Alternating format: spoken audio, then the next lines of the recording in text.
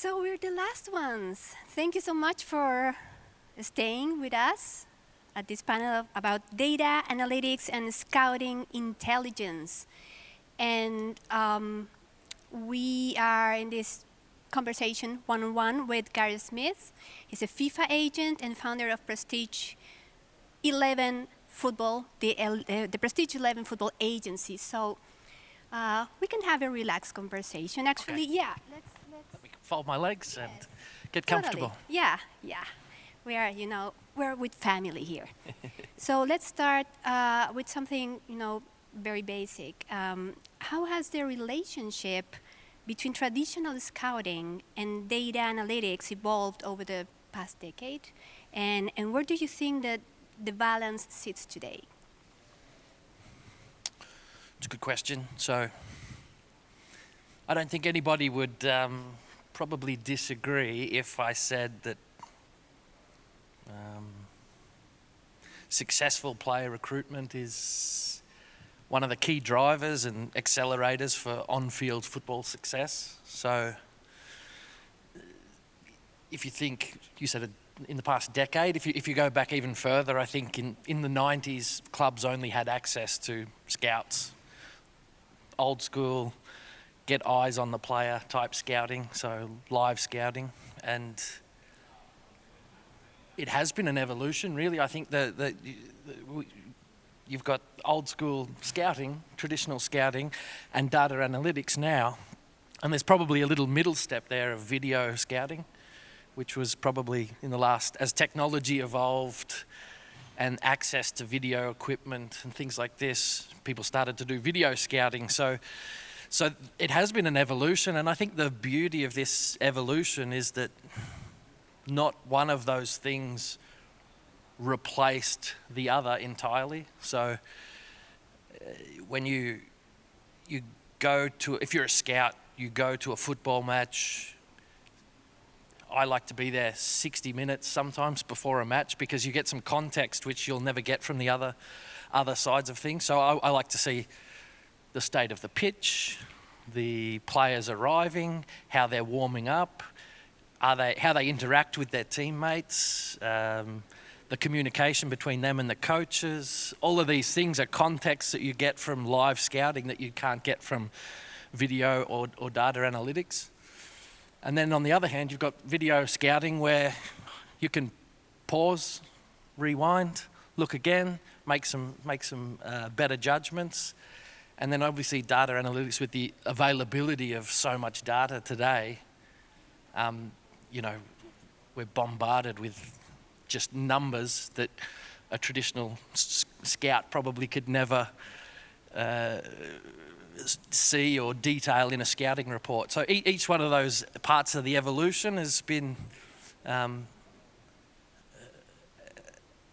addition that makes the possibility to scout players much better.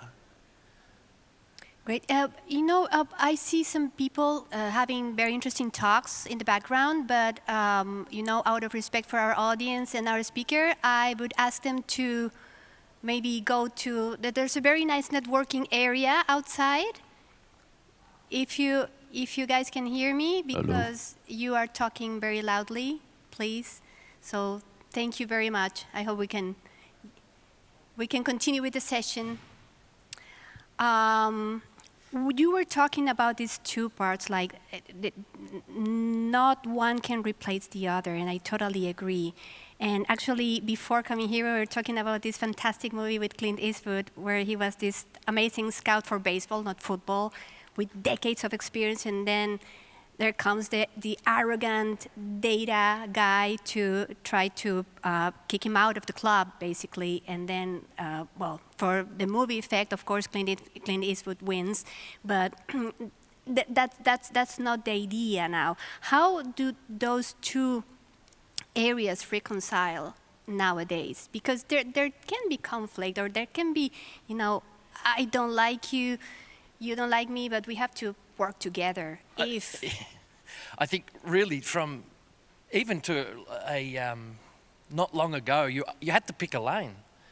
You either had to be an old school footy head, or you were a data analyst. And those two guys don't frequent the same establishments on a Friday night. Like, they're totally different. I don't want to, we can stereotype, but they have very little in common with each other from a social perspective. So just a quick to the audience, who has seen the film The Trouble with the Curve, it's called?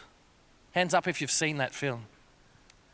You need to, only one Yes. I see. You need to go watch it. It's called The Trouble of the Curve. Yeah, I didn't remember the title. It's from just come to my head. 2005. So The Trouble with the Curve, as Cecilia said, it's this old school scout. He's been scouting baseball for 40 years.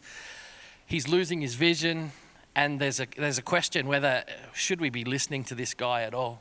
And then you've got the young up-and-coming data analysts who, they've analysed lots of data models and lots of numbers. And you said Clint Eastwood wins in the end. Actually, what happens, I'm going to spoil a little bit for you, sorry. And to ruin it. Sorry, I just ruined it. But the owner of the club goes, should we use our first draft pick on this guy, yes or no? And Clint Eastwood saying no because he heard something. The connection of the bat and ball, there's something not right. In his 40 years of experience, he knew that the sound of the bat on the ball was not making the right sound. But the numbers said yes, you got to do it. So, and the club, the owner of the sorry to do a movie review here, but the owner of the club said, okay, let's just go with the numbers. And they presented the player, and they threw some curveballs at him, and he couldn't hit the curveball. And this is what the old school scout could hear. So, as I said before, it felt like up until recently you had to pick a lane. But the reality of this today, when I walk into a club, when I speak to a sporting director, when I speak to an owner of a club, the reality is that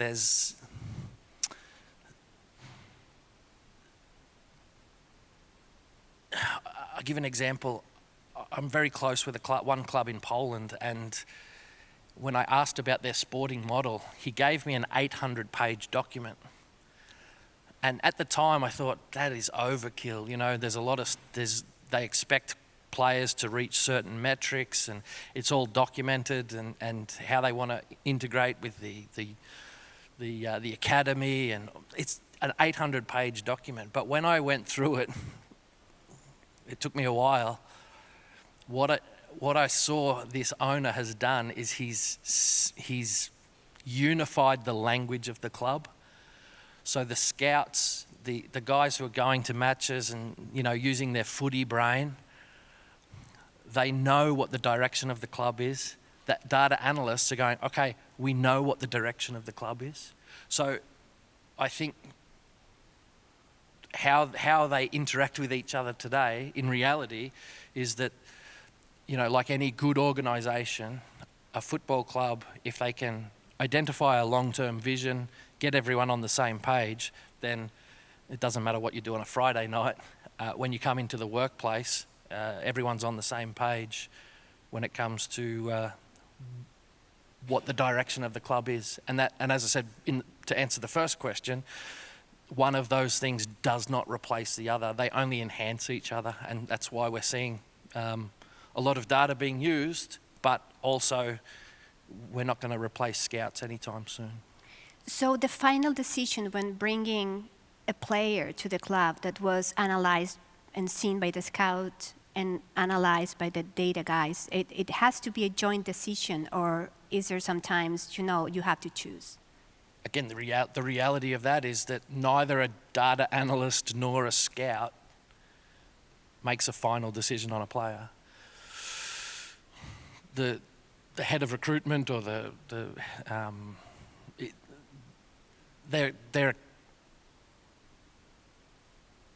they report to the sporting director generally, and so there's a level above in terms of who makes a decision. And when I've spoken to different clubs, I call it the 3 A's. Is the player available? It's useless to start having conversations if the player is not available. That could be, a long-term contract or a visa issue. Like, let's not talk about those players. So is the player available? Is the player affordable? So there needs to be a discussion around the finances and can we afford his salary, and then the third step is does he have the ability? So availability, affordability, and ability are the things that sort of, that takes a decision. There's a financial decision, there's a board decision, and so a scout, all he can really do is go, we believe this player has a future, we believe depends, there's one thing we need to establish too is there's such thing as, there's youth scouting and there's first team scouting, and those two things are separate. And depending on what we might call it the player avatar, like what are the things that the club is actually looking for in every player, the scouts their job is to go and find and make a recommendation that this player meets most of those criteria or all of those criteria, and that's it. Because he's being sent to those games by the chief scout. And so the chief scout might just look at the report and go, yeah, not interested. And the scout sits there and goes, okay. And he just goes out again and again and again. So there's no single person that makes a decision, apart from the owner of the club or the CEO. And not the final decision, but the recommendation for the final decision? How does it work between the two departments? I had a really good, when we talk about data analytics, the ones that come to mind, the clubs that are, the ones that come to mind because they're the most well known, you think of Brighton, you think of Brentford. I remember people talking about the Brentford model, and I had the opportunity to speak to an analyst from Brentford, and I said, well, tell me about the Brentford model, what is it? Like, everyone's talking about it, and he said, Gareth, it's not really rocket science. We have a data model, that's the secret sauce. Every club has their own secret sauce. They're going to choose whatever metrics that they're going to measure and put it into their own algorithm, and it's going to spit out a list of players. And at Brentford, a scout will not look at a player unless the analysts have said, please look at this player. So I remember him saying, if they're looking for a striker, obviously it's going to be Kylian Mbappe, Erling Haaland, Harry Kane, Robert Lewandowski, and they know he's not available or he's not affordable to Brentford. So they'll look at the 17th best player. Oh, there's a 21-year-old kid playing in Poland. Oh, okay, let's, and then the scouts will go have a look at him. So for me, it makes sense, and I hear a lot more clubs doing this, where the analysts almost are choosing where do we invest, and the scouts are more like doing the risk analysis, if I can put it in those terms. Fantastic. And how do we avoid the cherry picking of data to make a case for a player? Because data has that. You start looking for parameters, and okay, you can choose this, and that, and sort of make it look different, or the way you want it. Yeah, does that happen? Or I think that's for you and me as the fans. Like we see little data points and go, expected goals. Oh, that's cool. Like and possession and heat maps inside the box. And for me, that's great conversation starters on a Monday morning. You go to work as a fan and you go, oh yeah, did you see that? But the reality is that the data analysts have created models which are, as I said before, it's their secret sauce. So there's not one data point. This is a complex ecosystem of data that they've collected. And what I will say though, because what we're talking about is confirmation bias really, and what I will say is that the club I mentioned before, who has that 800-page document, they will look at a player who has run 11 kilometres, and they won't just say, whoa, 11 kilometres, that guy is elite. What they'll do is go, let's look at the video. Why is he running into the half space there when he should be running, into the centre of the pitch, creating an option? So they'll look at that data, because the confirmation bias can come from the coach who goes, I like this guy, he runs all day. But when one of the lines I remember in this document is, they want to remove coaches' intuition without evidence. If there's no evidence, then they're not interested in the intuition of the coach. But if he ran 11 kilometres and he was always running into the right spots, now we can call him elite. Now we can, we can confirm our own bias, So. Definitely. I think there are metrics that are super well known for the fans, and like XGs and stuff like that. But in scouting and actual data, like which metrics are really valuable for agents, for clubs, and also what are the things that you cannot measure and you also need to value and ponder and say, okay, I need him running the 11 kilometers, but I also need him to be, developed at, his personality, attitude, this and that. I feel like I'm just name dropping here, but I did have a conversation with Wimbledon FC, and I remember the sporting director there said that they won't even look at a player until they've had a conversation, until they understand, who is he as a person? Who is he as a person? What's his family life like? What's his educational background?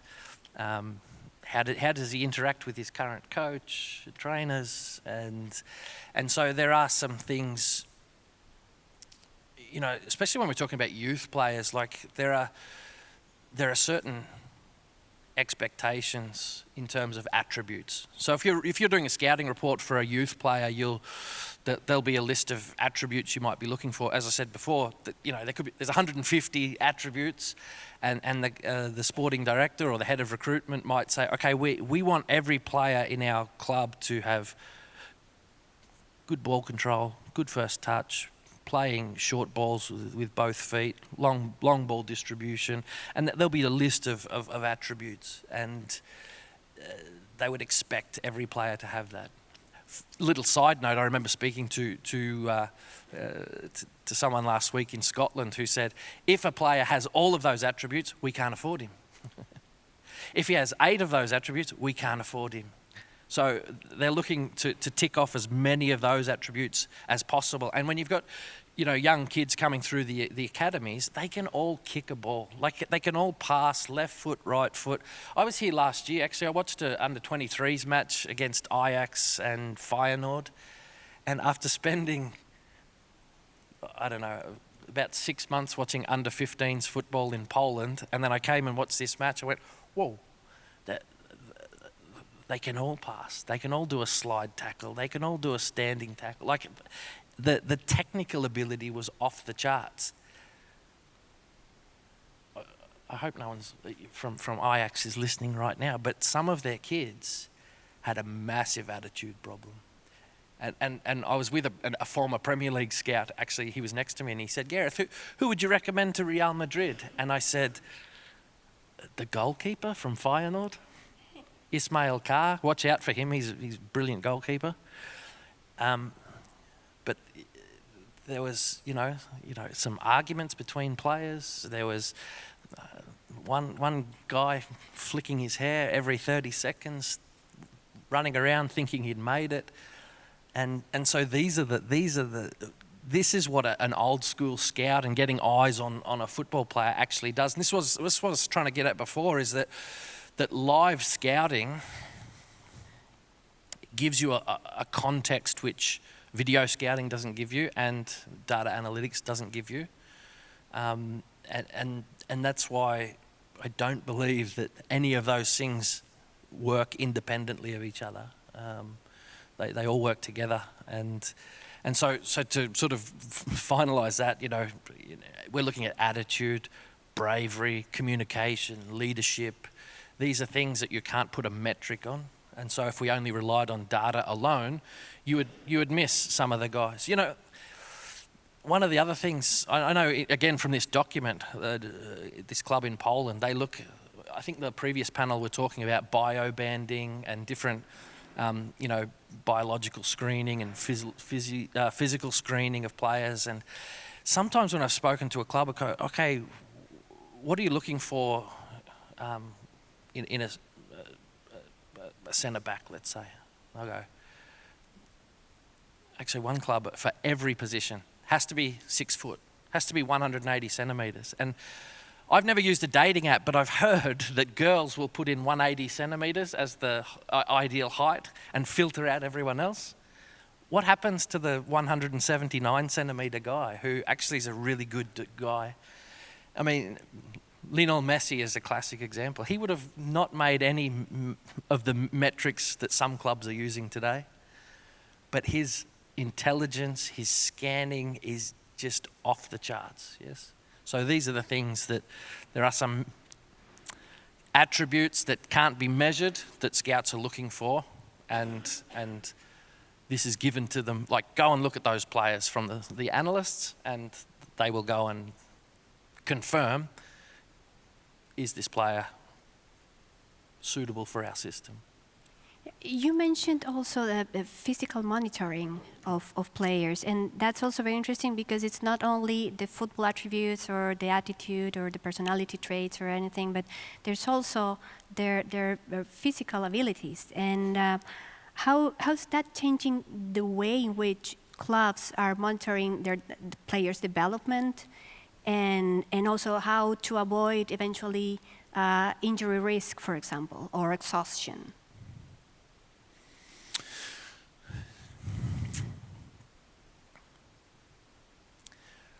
We have access to a high performance facility in England, and also some coaches in Poland who run different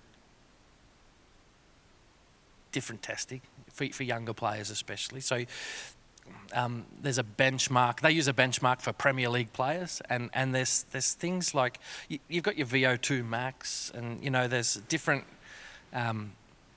exercises they're doing to test ankle strength and knee strength, and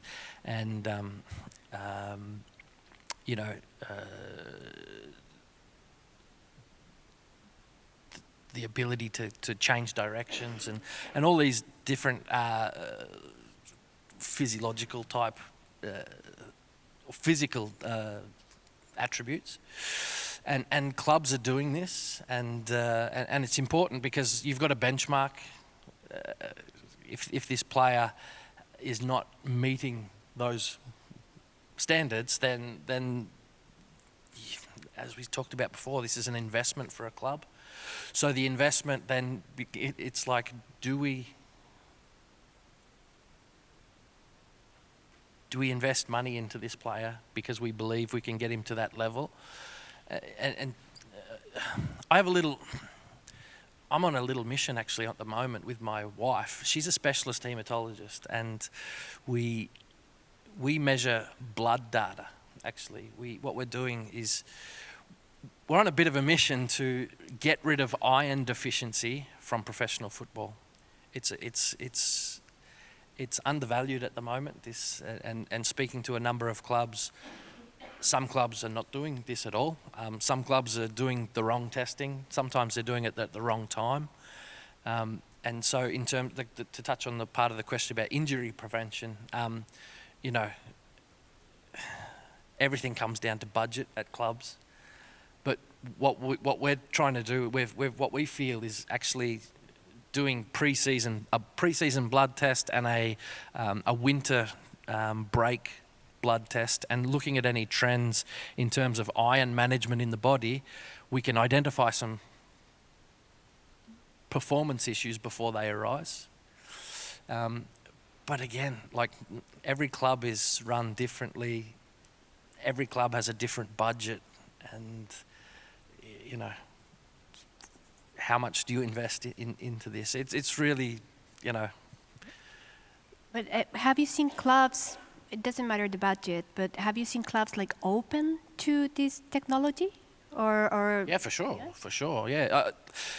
Speaking to a club in Scotland recently, who they're going to be relegated, and they said, look, we've spent £1 million already, £1 million already on this technology. Why wouldn't we continue to pump money into something that will give them a competitive advantage? We are heading into the last minutes of the panel, and we are going to give you also some time for questions if you have, so prepare them if you have some for Gareth. But I would like to ask you, because we are like going into like innovation, you know, like what you're doing with your wife is, I think it's innovative in terms of trying to, even though it shouldn't be, but it's not common, you know, it's not the rule.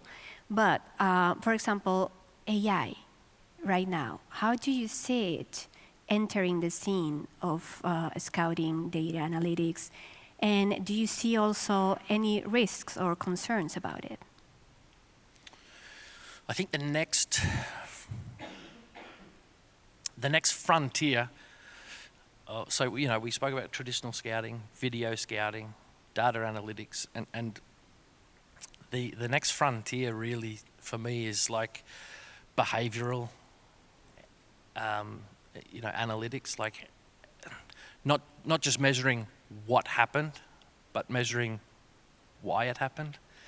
And I'm a bit hesitant to say we're a long way off that with how quickly technology is moving forward, but you know, we're still a long way off AI being able to tell me why a player closed off a passing lane when he could have, like, what I mean by closing off, but he closed off his own passing lane instead of moving into an open space. Like, why did he do that? So if I'm talking to a player, we analyse our players' matches about once every 6 weeks. We'll sit down and watch a match with them and go through, like, why did you do that? And the answers vary so greatly that I'm not sure AI is going to be able to get in the head of that player without actually analysing 30 of his other matches, and then all of the other you know, players on the team and why that happens. So, but I've been told by certain software and tech companies that it's coming, but until that happens, we're going to be sending scouts to go look at players. We've got analysts to tell us this is the direction we need to be going. These are the players we need to look at. And I think as an agent early on, it really surprised me a little bit that you don't just walk into a club and go, hey, come and look at my player. I've got a player for you. They already have a list of 12 players for their left back, 12 players for the right back that they're looking at because the analyst said they meet the attributes that we want. And then they get the scouts to go have a look at them. Until we have AI that can look at behavioural activities on the pitch and understand why a player made a certain decision, we'll still have this system. I think the other thing I wanted to say maybe is I played baseball as a kid. I grew up in Australia and I played every sport. It was Mother's Day recently. I thanked my mum for all the sports she allowed me to play, including football and baseball and cricket and Aussie rules. And I played baseball, and what I understood when I was playing baseball is that we measured our own statistics as teenagers, and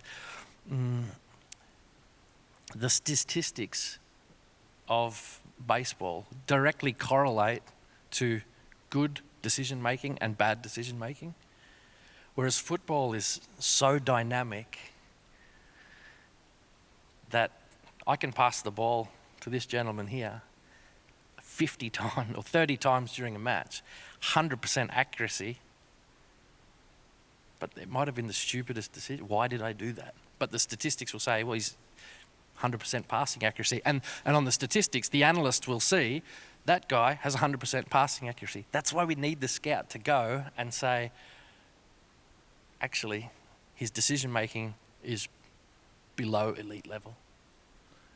And all of a sudden, we go, okay, maybe he's not the player for us.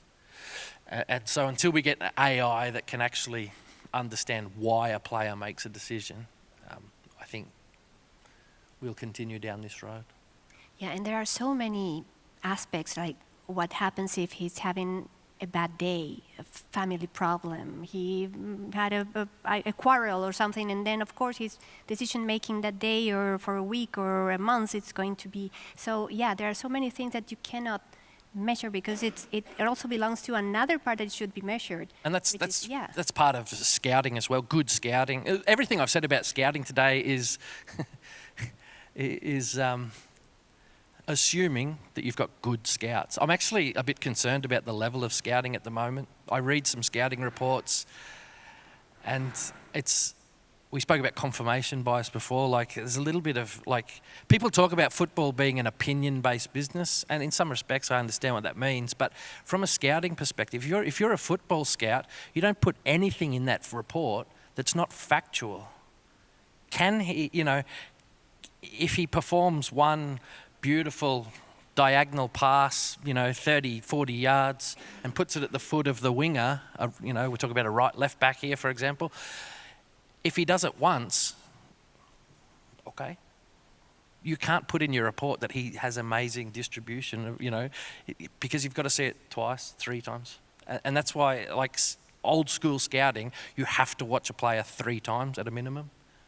And sometimes we do it 4, 5, 6 times. Because exactly what you said, if he's having a bad day, like everyone has a bad day, everyone makes mistakes. So you've got to look for trends and patterns, not just in the data, but also on the pitch live. Yeah, consistency is the key. Because it's such a dynamic sport. Yeah. Well, we have time for questions. If any of you have questions for Gareth Smith, please.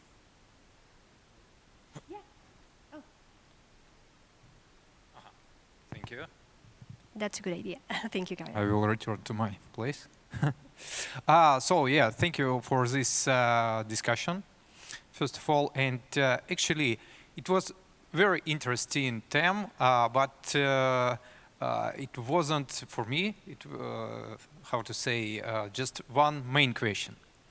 What kind of scouting platform you are using, what kind of scouting platform you are preferring, and so on. Because, for example, when you spoke about some metrics, it was a very interesting question. However, for example, I know that at the moment, company Sportsbase, they has, for example, their video platform, international video platform, and they have their Sportsbase index of players. And of course, it's very easy to identify best player or worst player, and so on and so on.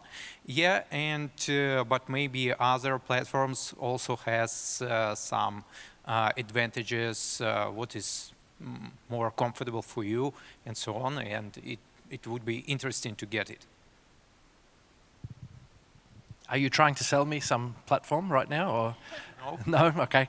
Actually, I didn't present myself. Just shortly. Yeah, I understand this current situation because I worked in company Instat more than 10 years. I was a development director of Instat, and at the moment I'm just following system. I'm not a representative of any scouting platform, but I know current system.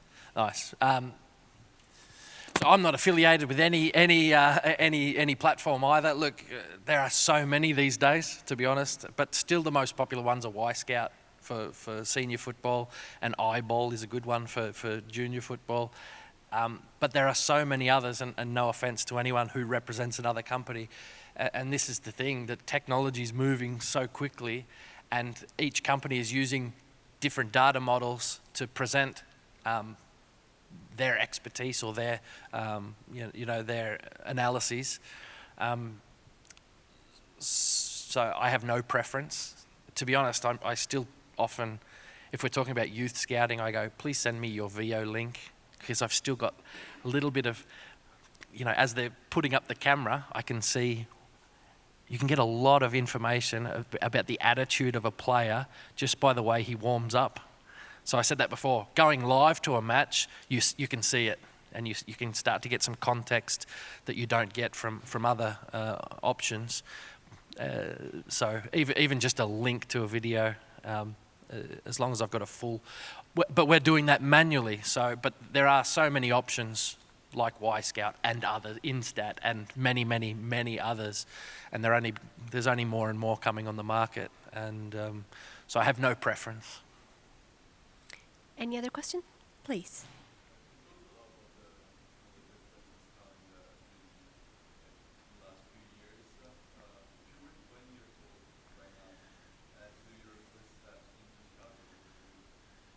So the question was, if you're 20 years old, and what should you do to get into scouting? I think, I don't want to talk negatively of some of the football associations. Well, I've just done that, haven't I? Training, but I have a mentor, if you like, Colin Chambers, who runs IPSO. Again, no affiliation, don't get paid for him, but he's an old school scout, and the attention to detail he talks about, and some of the things that I was talking about, like when I go to scout a football match, I'm going to give you my little secret here, but not only do I have the attributes I'm looking for, or maybe the club is looking for, so good control, good distributions, standing tackle, whatever it is that the club's looking for, obviously that's what I'm there to look for from a technical perspective, but I write A, B, C, D, E at the top of my page. And what it is attitude. So like before, get to the ground early, watch the players arrive, watch how they warm up, watch how they interact with their teammates, and how they speak to their coaches. So there's the attitude. You can get a lot from that. Bravery is B. Is B for bravery. Like, is he putting his body on the line? Does he really want to win the ball? Communication is C. Is he got some leadership qualities where he's organising? I watched this, I did a scouting report for a 15-year-old left back, and every single academy has told him, you're too short. He is off the charts intelligent. I watch him all the time. He scans, he communicates with his centre backs, he's directing them. He's 15 years old, he's telling these bigger boys what to do. That's a massive tick for me. So we've got attitude, bravery, communication. D is decision making, and E is emotions, like his body language and things like that. So again, these are things that you can't measure from any statistic. It's just something you have to get your eyes on. So I would say, if you're 20 years old and you want to get into scouting, go watch 3 matches a weekend and go in with the lens of what can't be measured from a statistic. What's the thing? Because I was talking about the Ajax Feyenoord game. Every one of those players at an under 23 level had sublime technical ability.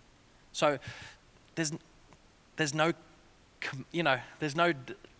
difference between the left back from Feyenoord, the left back from Ajax, the left back from PSV, the left back from Legia Warsaw. Like, there's no difference, because they can all pass a ball, they can all block crosses. But not all of them have an attitude that leans towards professional football. Not all of them have an attitude of wanting to learn, wanting to get the ball. Like, technically, beautiful. So look for the things that are not technical, and that's, I spoke about my mentor, if you like. So he always told me, every attribute is worth $1 million. So what's the difference between a 25 million euro transfer and a 40 million euro transfer? When same position, same league, he's just got 1 or 2 things that the other guy doesn't have. So look for the attention to detail.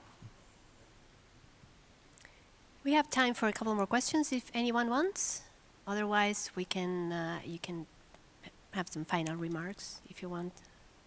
Yes, so there are no more questions. So Gareth, final remarks to wrap up the panel? I think what I wanted to do today really was give a perspective from an agent that, you know, I get to speak to clubs all the time, and every club is different. Every club is run differently. The decision-making process is different, but they're all using a mixture of data and scouting to come to whatever conclusion they want to come to. So in terms of their data model that's their secret sauce. That's how they come up with their decisions to go and scout a player. So, and I think as I said before, the future, if AI can start to determine why a player made a decision, we might replace scouts in the future. But until that is there, it's not going to happen. So, you know, understanding, if there's an agent out here or scouts here in the audience today, it's like, make sure you understand who the club is. Like, what is their style of play? What is their setup? What are the attributes they're looking for in their player? What are the specific attributes of specific positions they're looking for? And actually understand why that player fits a certain system. And this can't always be done by data alone. It can't be done by scouts alone, because we have access to so much data that gives us more information. And as I said, I've repeated myself a lot, but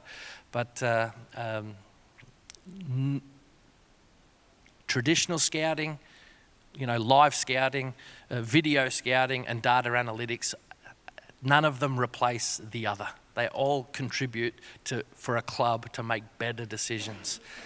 And that's what it's all about.